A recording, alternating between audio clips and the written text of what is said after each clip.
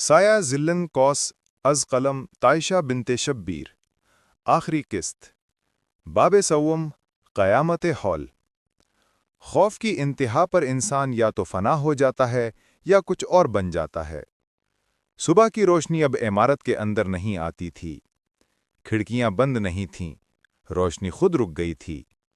ہزاریہ فرش پر بیٹھی تھی، اس کے ہاتھوں پر ذلن قوس کی ڈائری بند پڑی تھی۔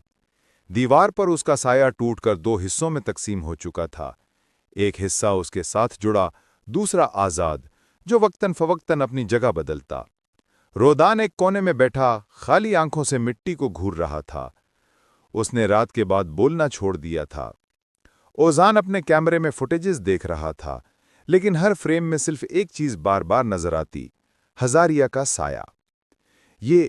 یہ ہر جگہ ہے، تم چلتی ہو تو سایہ نہیں بدلتا، مگر جب تم رکتی ہو یہ حرکت کرتا ہے۔ اوزان سہمے ہوئے لہجے میں بولا، یہ اب میرا نہیں رہا اوزان، یہ آزاد ہو چکا ہے۔ یہ سایہ اب میرا نہیں رہا۔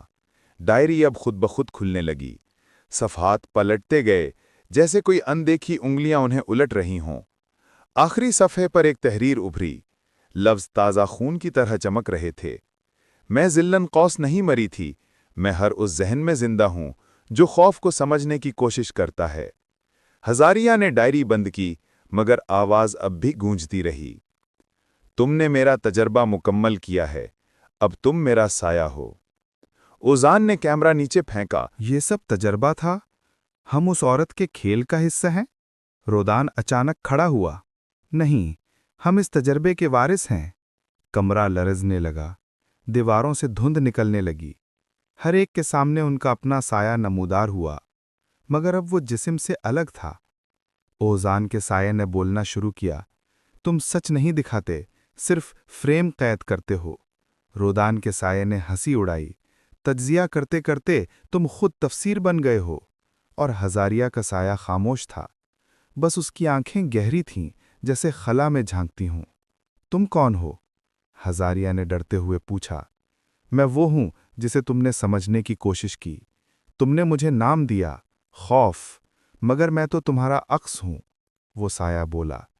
ہزاریہ پیچھے ہٹی، مگر سایہ آگے بڑھا، اس کے چہرے کو چھوا، اور دونوں وجود ایک لمحے کے لیے ایک ہو گئے۔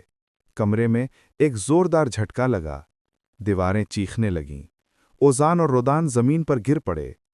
خاموشی چھا گئی۔ جب اوزان نے آنکھ کھولی، ہزاریہ سامنے کھڑی تھی، مگر اب اس کی آنکھوں میں وہ خالی خلا تھا جو کبھی ذلن قوس کی تھی۔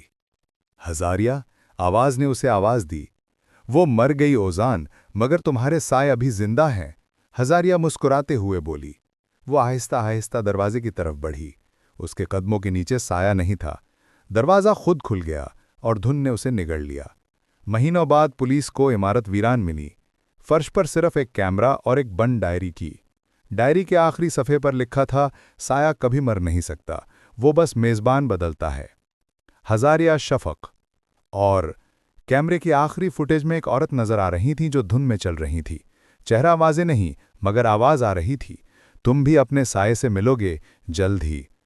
کہا جاتا ہے کہ ہاؤس آف ذلن قوس اب مکمل طور پر بند تھا، مگر ہر سال ایک رات اندر سے روشنی جھلملاتی تھی اور دھند میں ایک عورت کی ہنسی سنائی دیتی ہے، جیسے کہ وہ اب بھی کسی نئے میزبان کا انتظار کر رہی ہو۔